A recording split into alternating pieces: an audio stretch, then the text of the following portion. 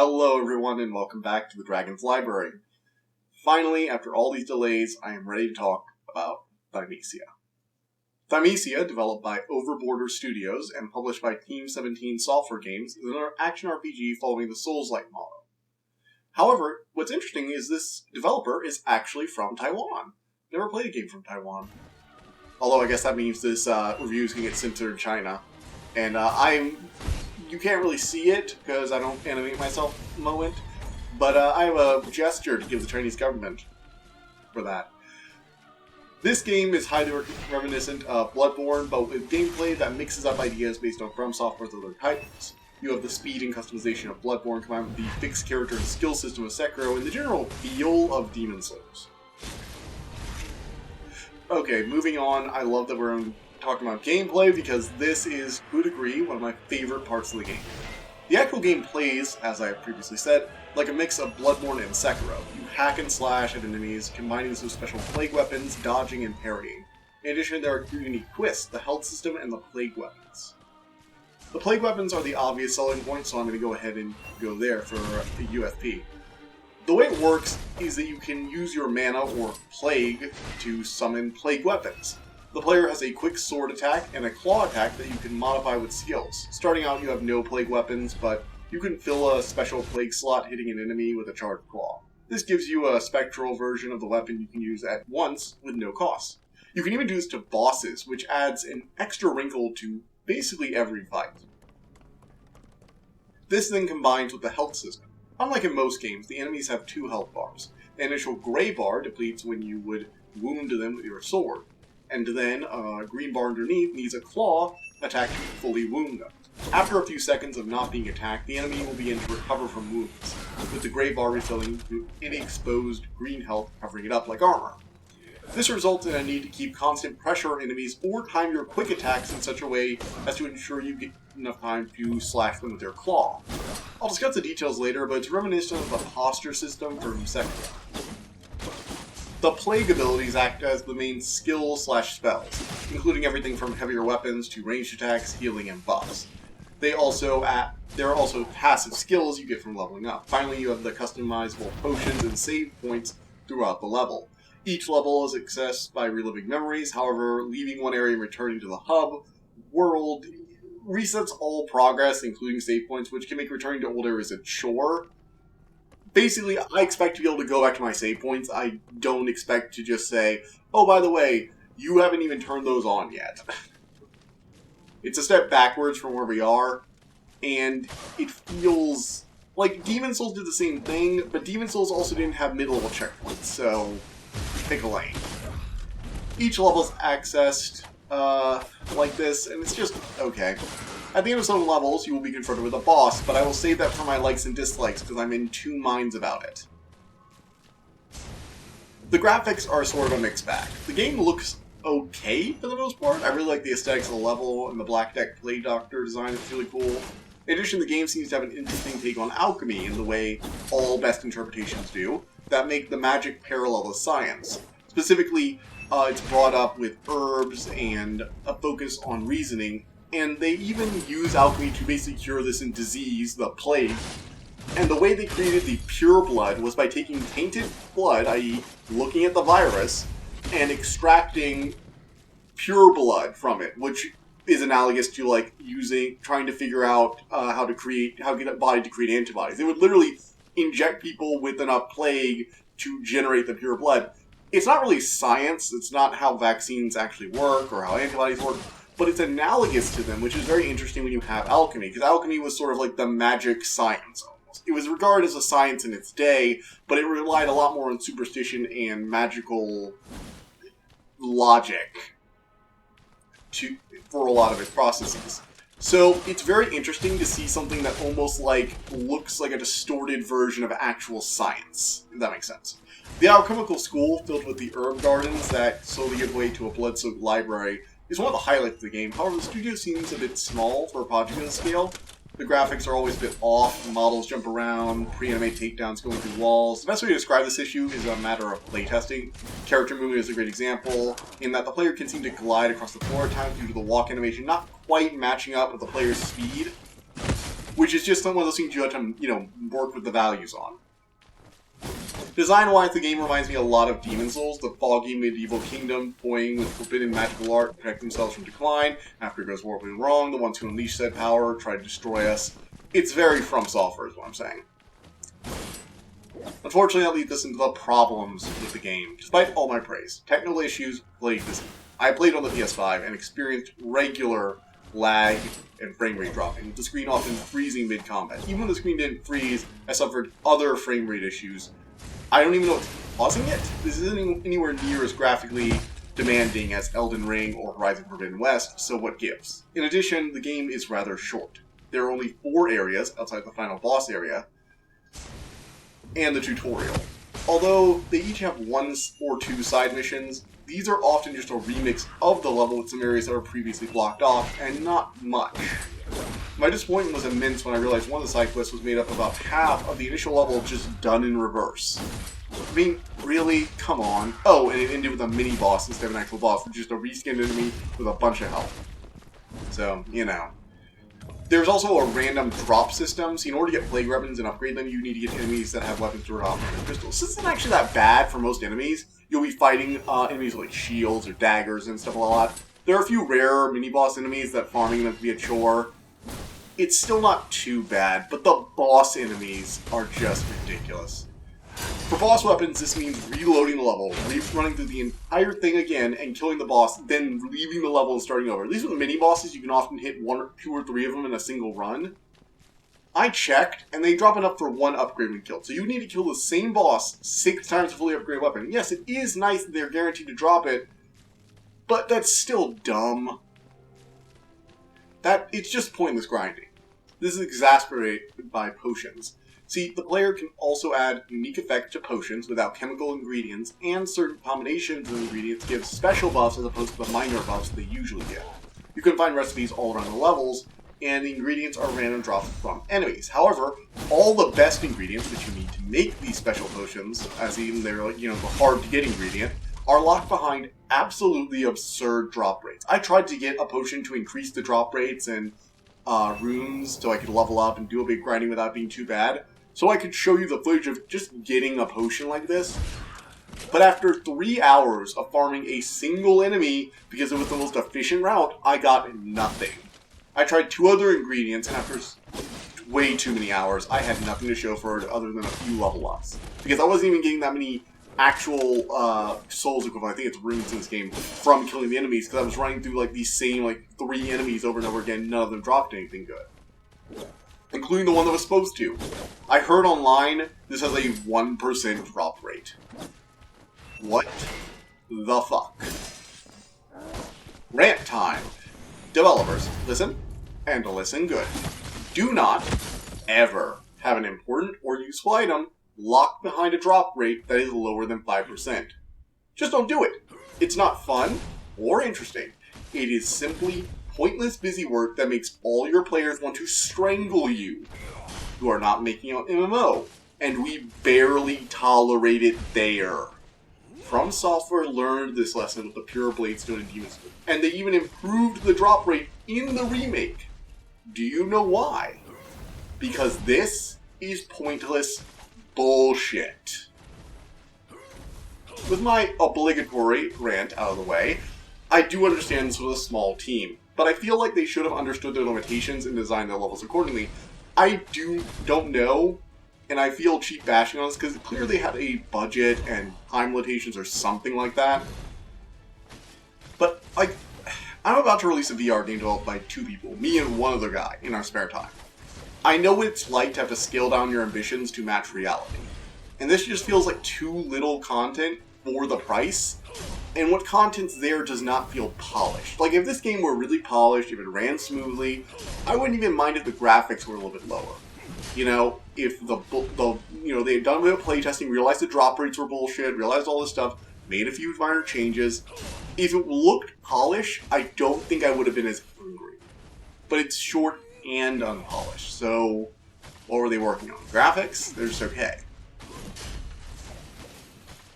As of right now, this game is selling for $30 on both platforms, but it is available for $25 on Steam, which is a better price. Not perfect. I think it probably should be only 20, but it's the price we got, and it's definitely better than paying the full 30. Now on to what I liked. I want to make it clear I don't dislike this game. It's a little unpolished and expensive, but the combat is actually very enjoyable. In addition, most boss fights, especially the main quest ones, are fantastic. The RPG elements are implemented in a really cool way. The game goes for a streamlined approach. It boils down the 3 stats: Strength, Vitality, and Plague. Essentially it says sword damage, health, and magic. In addition, you gain a skill point which we use to unlock skills that drastically change your playstyle. You can choose those skills at save points, and you can actually respec these each time you rest. This can give your feather more charges, allow you to deal more damage 3rd times, improve parrying, improve dodging. They even let you specialize your sword and claw. You can turn your heavy claw attack, which launches you at the target but takes time to pull off, into a flurry of low range but quick strikes, which can allow you to hit some of the more aggressive bosses for more plague damage when you need to, start whittling down their health.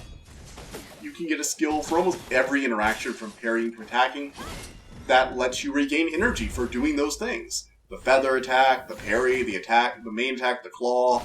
Literally everything has a gain energy one, which I very much appreciate for like a mage, caster, plague thrower kind of build.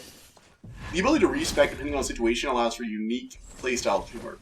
Running through a long area, making critical attacks regain helps conserve potion use. Now it's time for a boss. Okay, let's swap that out for increased dodging. Can't land a hit with a heavy claw, and need a bit more reach with your sword? Grab a quick claw and change your attack after a dodge into a thrust for extra reach. You start to feel like a Swiss Army knife, which makes boss fights feel more fair. In addition, it prevents your build from getting thrown against bosses that punish you for that build. You still have your stats. You can spend a very rare item to undo him, but I only did that once against the specific final boss. However, I like this over some of the old systems, because there's nothing worse than being a magic build in Dark Souls and going up against that one boss that has 90% magic resistance. There's always that one boss in every game. Same for fire, same for dark type damage, same for the lightning. There's always that boss, and it makes you feel so horrible for basing your playstyle around an element. This game, as a result, focuses more on learning boss patterns and developing your own personal skill mixture to take them down, which is really kind of on theme for an Alchemy game, like kind of mixing your skills just right to get that perfect little potion build. Is it worth it? See, now we get to the conclusion. I've spoken a lot about Thymesia, and anyone listening can tell I actually did pretty much enjoy it. But that enjoyment was not without caveats. I'll just say it. I got frustrated at times. This game has no business being $30. Most of the websites say that 100% of the game takes like 15 hours, with only 11 of those being levels and side quests. The other 4 hours just for grinding the rare items, which isn't fun. Quite frankly, for such a short experience, it should probably be $20 or even $15. I would most likely recommend the Steam version, if you have a good computer, versus my PS5 chug. In addition, I would stay away from the Switch version, because while it's on the Switch, it destroys the main reason for buying it on the Switch, i.e. being portable. This is a pure cloud streaming version, requiring a stable internet connection, and I'm not sure how long those servers to keep this playable are going to be up. I still feel iffy about buying a game you can only play for as long as the server stays. So I can't really recommend the Switch version, which I'd usually just say get the Switch version, because, if it's going to be weird on every console, might as well be whatever. With all that out of the way, I give Thymesia a perhaps undeserved 7 out of 10. I need to stress that I really like Soulsborne games. This was a treat for me. For those of you who aren't huge fans of that style of game, this is not going to change your mind. Quite frankly, while I personally feel like this is a 7 out of 10, I would rate this more like a 5.5 out of 10 for people who aren't looking for a Soulsborne game, specifically a new style of one to break up the monotony. It's a little rushed, unpolished, short, overpriced, and slightly buggy. But underneath it is a unique take of the Soulsborne formula, and one that I personally enjoyed. I hope this company gets the chance to take their time on their next project and deliver a more polished experience, because I don't want to see this become the norm for them. Looking forward to what they do in the future, though. And with that, we move on to the spoiler section. Warning, I'm going to be talking about, story, there's not really much to say. It's very much, like, if you've seen Demon Souls, if you play Demon Souls and Bloodborne, you know their stories. It's basically like a weird mixture of those two, okay? So, whatevs? Do as you please. There's not really much to spoil here. I'm mostly going to talk about my own personal experience in the game, the builds, that kind of thing. Alright. Spoiler warning is still up. Skip to the timestamp on screen if you do not want any spoilers, for what few there are. Okay, let's go over the story first. So, basically, we are in Ruined Kingdom number 44. I'm sorry, the Hermes Kingdom. Sorry, I don't know why I said that. Basically, plague starts out in the world. Multiple kingdoms are ravaged. The infected in the kingdom are exiled and a lot into the Sea of Trees, which is kind of the undercity of the kingdom, because they live in a giant tree. Emerald, a alchemist, comes to the Hermes Kingdom and offers a cure extracted from the plague itself, essentially like a pseudo-alchemical vaccine. Her knowledge was alchemy, and she brought this powerful magical art to the kingdom. Hermes Kingdom becomes powerful and starts sending help to other places afflicted by the plague. Emerald keeps researching things like a slightly less mad Seek the Scaleless. The Sea of Trees starts gathering attention as people seem resistant to the infection, and basically, something does horribly wrong when a circus guy who had bigger aspirations starts experimenting with the plague on his own and ends up causing a new infection.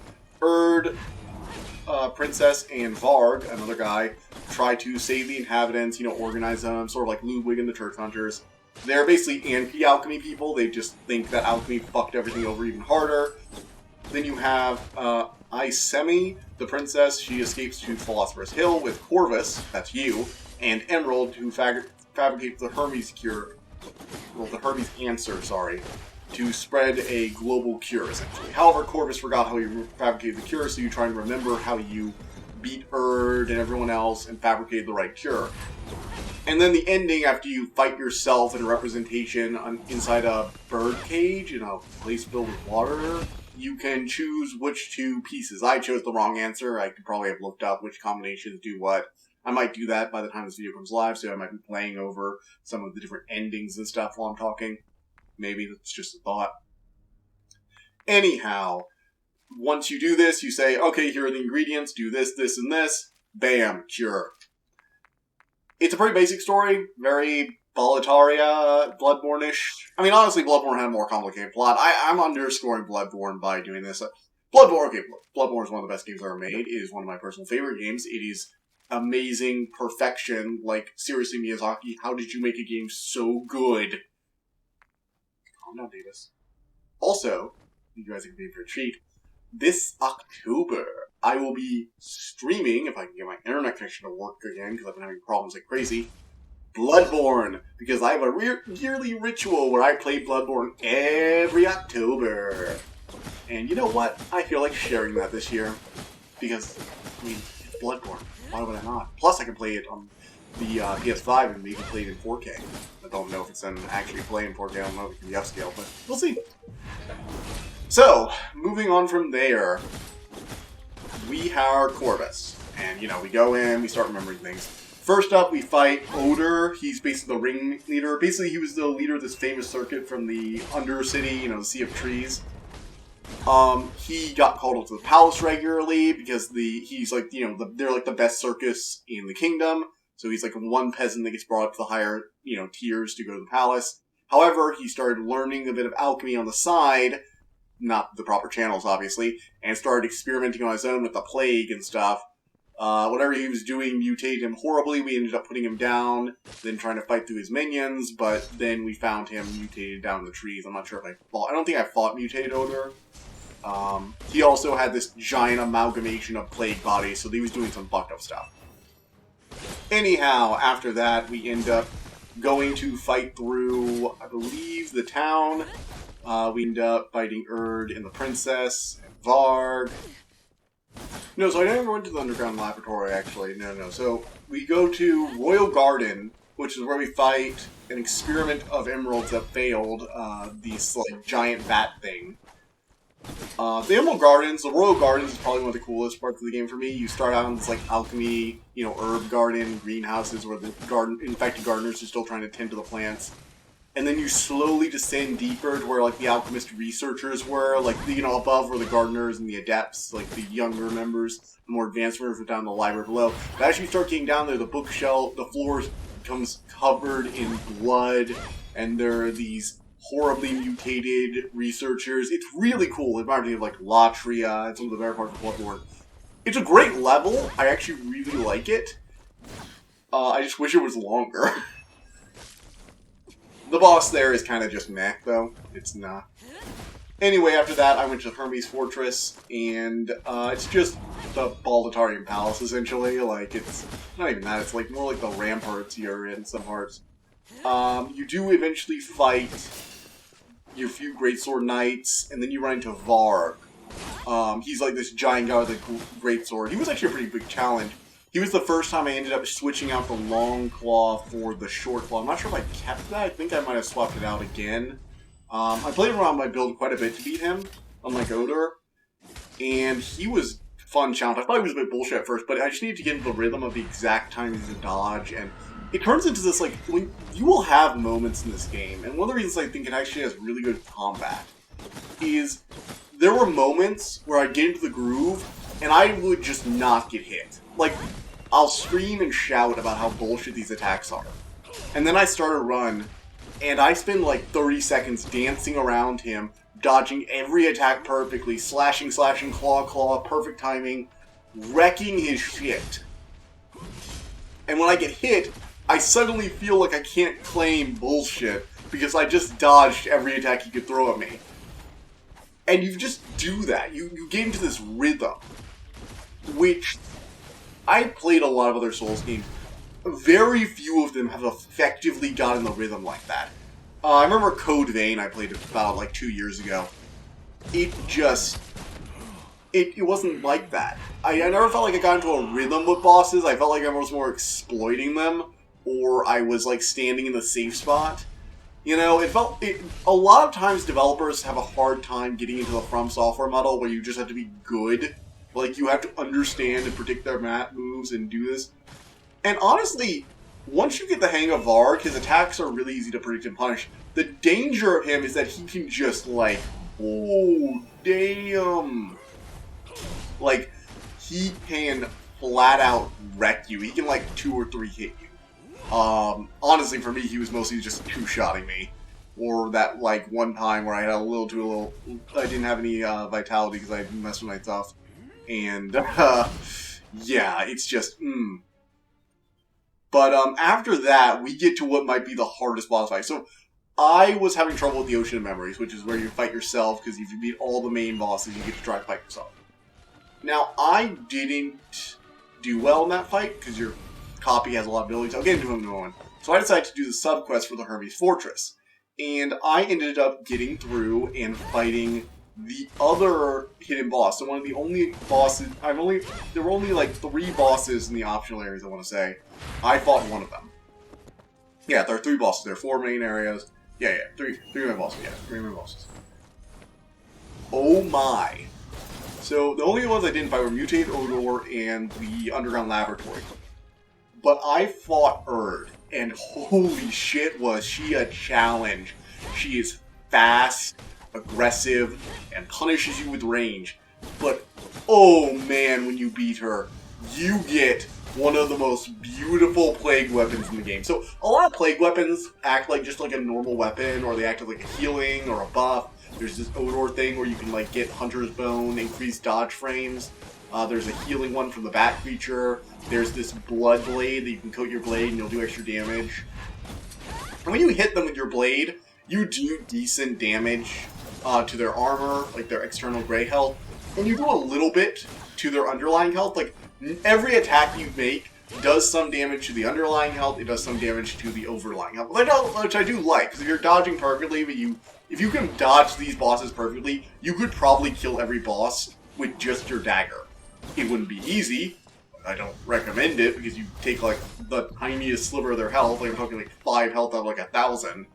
You could technically do it, though.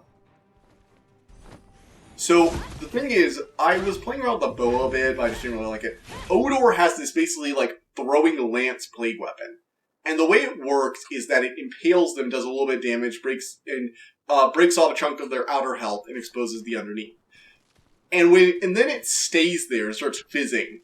And after a little while, it detonates. And when it detonates, it will take off all plague health there. So one of the cool moves to do that I did regularly was I would, like, either Lance, then Greatsword, or Greatsword, then Lance, and then go in and start slashing and dodging as much as I can. And when it blew up, boom. It blew up and it just perfectly destroyed the boss, which is just perfect. Absolutely perfect. And I used that technique of the Greatsword, because you have a Greatsword plague weapon that can knock things down, and your copy is vulnerable to that. And I did that strategy where I'd knock him down, hit him, lance him, hit him some more, and it would just detonate to get huge chunks of their health. And oh my gosh, that lance weapon, against bosses, it might be the most broken weapon out there. But one of the things I like about this game is that the lance isn't really effective against enemies. Like, normal enemies, you're not going to want to do, because the lance won't ever take off their whole health at once, which means it'll never detonate, unless you, like, do additional hits, it'll never detonate into them. And it's not worth the plague investment against normal trash enemies. But against heavier targets like bosses or some of the mini-bosses, it's very effective. And it's one of these things where it's like, yeah, I'll swap this in for the boss, but in the main level, I'll use things like the bow, or the healing, or the blood blade, which are great. I really like them. I think they're great effects. And I like that basically everything has a place, except for the dumb shield and the dagger. Well, actually, the shield does have a place. You get used to the shield. See, the shield is not actually... It's sort of a parry, but it has really weird timing. It's mostly like a shield bash. And you get it from most enemies that have a shield, which is a lot of enemies in this game. You know how I said if you have a charged heavy attack, you can rip the plague out of them? So you normally have like 2 plague weapon slots. You have base one, and then you can add additional one by using a skill point. But there's a third plague slot that doesn't actually use any of your plague energy. What happens is if you use that heavy attack, you rip it out of them, and then you get that weapon. And get used to using the shield, because you're going to be using it a lot in some of these levels. Like a lot. It's the whole thing. Oh my. Anyway, after that we get to the Ocean of Memories, which okay, this is the one part where I'm like, game, I think you're getting pretentious. So, up until now, we were trying to remember the recipe because we're trying to remember everything, and we go into the Ocean of Memory, which is these broken down ruins, the ground's covered in water, and you walk into this giant bird cage to fight yourself. And I'm like, Corvus isn't a character. You can't have this introspection. There's no character here. Corvus is not a character. He's a random plague doctor. There's nothing special about him in the lore as far as I can tell. You should not be acting like we're confronting our inner demons or whatever. Like, I don't get it. Maybe we fight ourselves to reclaim our memories? I don't know. Whatever it is, it's not great. Just gonna say it, it's not great. However, the boss is an annoying asshole. And I say that about myself, essentially. See, the problem is, the Corvus boss fight has the same moves as you. He has access to, like, I think it was 12 plague weapons, which you can use almost randomly. He prefers the spear, bow, and, greatsword, which are all great weapons, personally. I get why he uses them. But he can just randomly pull out things like the Great Hammer, or the Shield, or the Axes, and he'll just randomly pull them out. In addition, whatever is loaded into him at any one time, which changes randomly, is what you get when you heavy attack him. Usually, it's whatever he last did, but he might have changed to a new weapon that time, so you don't know. Oh my god. Is this how I fight? Because if so, I kind of feel bad for the bosses. He is so aggressive. Like, the reason I had to do that greatsword knockdown, urge thing, and then dodging away thing is because if you try and engage this guy in melee combat, like if you're a melee build, you better be a parry god, or you better be ready to fight this guy. Because holy shit, there are moments where I genuinely think it's impossible to dodge all of his combos.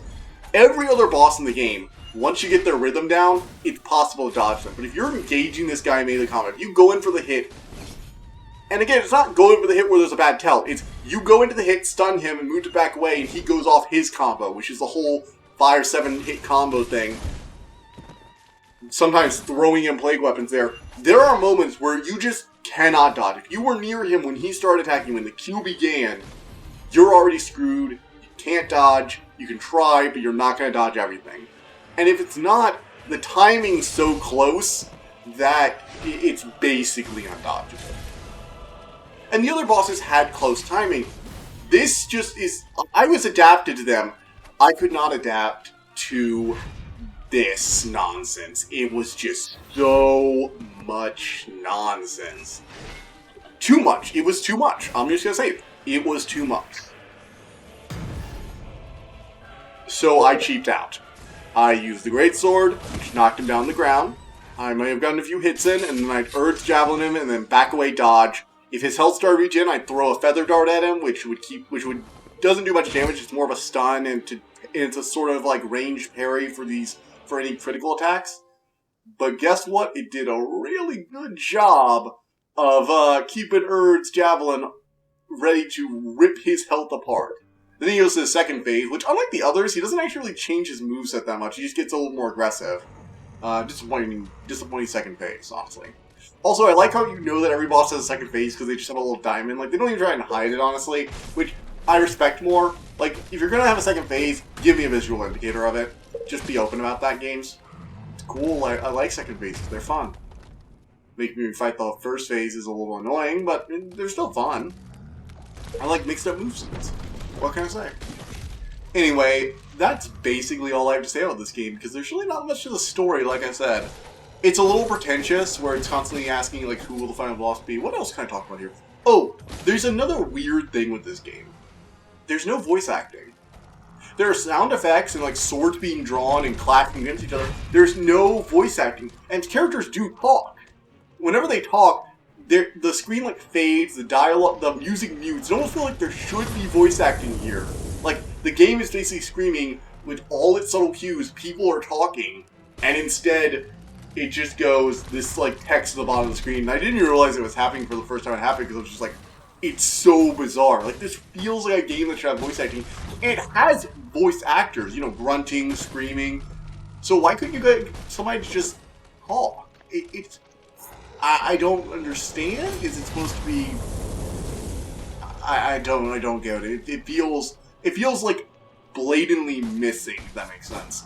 I don't know how else to describe it, it just feels weird. And maybe it's an artistic choice. You know what? Go for it. If you were making a game and you wanted to give it as many regions as possible, not having voice acting does reduce a lot of stress on you. So, hey, go for it, man. I'm not saying it's bad, I'm just saying it's weird, you know? I know blatantly makes it seem like it's bad, but it's just, it feels like a choice. Does that make sense? It does feel like a choice. It just feels like it's a weird choice. So, yeah. With that out of the way, we come to the end, and I must say, this has been pretty fun. No, I'm serious. This has been fun. I was frustrated with this game at times, and you know what? That happens in Soulsborne. And at first, I was going to rate this way lower. I was actually going to rate this like a 5 or a 4, which are my metrics for functional problems. I was even going to justify a 4 because of the technical issues, but when I finally beat it, I was happy. I had had a fun time, and I can't genuinely say a functional game that gave me a fun time is worth a 4. And I did enjoy it as a Soulsborne, so I'm going to give it a 7. But for most people, if I'm being a little less fanboy about Soulsborne and Souls-likes, I'd probably rate it a 5.5. This is just me. I want to make every Soulsborne game way better than it has to. I recognize this, but I still have to give that honest opinion. You know what? It was interesting, if nothing else. It was a cool art style, nice fun game, cool new USP, and quite frankly, took more risks than most games bother to. That's not saying much in this AAA market, but this is clearly a small developer who had an actual vision for a game they wanted to make. This doesn't feel like a product rushed out. It feels like a passion project. Like a game that had like a coherent art style made by someone who cared. Gameplay ideas made by someone who actually thought they had a good idea. And quite frankly, I think they did in some of the areas. And they wanted to make this the best they could. They were just lacking something. I don't know. It's time, willpower near the end. Releasing a game can be an exhausting process. So, you know what? Nice try. Try a little bit better next time. I see some potential. And, yeah. with that out of the way, I will be mentioning Babel is going to be coming up soon. That's the new book review I'll be doing. So, you know, some of you care about book reviews. Thank you to that person who kept commenting. Seriously. Person who said they were glad I recommended the Book Eaters. Just that comment made my day.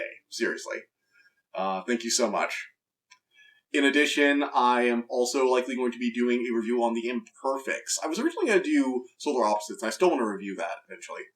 But the Imperfects is a new Netflix series, which doesn't really have the profile of Solar Opposites, and whenever possible, I try and do smaller things over larger things, if possible.